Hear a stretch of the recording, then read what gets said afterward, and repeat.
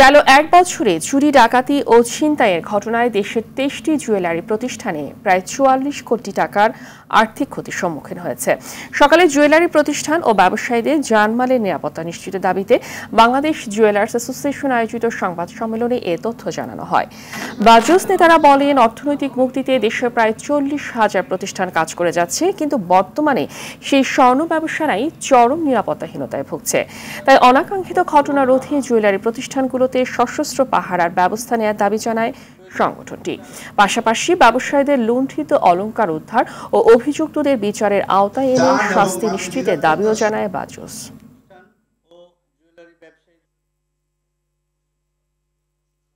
যান এবং মালের নিরাপত্তার স্বার্থে আমি মাননীয় প্রধান উপদেষ্টা এবং স্বরাষ্ট্র মন্ত্রণালয়ের দায়িত্ব উপদেষ্টা এবং মাননীয় প্রধান সেনা প্রধানের কাছে বিনয়ের সাথে অনুরোধ জানাচ্ছি, যাতে করে আমরা আমার দান মাল সহ আমাদের এই জুয়েলারি পরিবারের সকলে যাতে শান্তিপূর্ণভাবে বসবাস করতে পারে এবং নির্বিঘ্নে তারা বসবাস করতে পারে।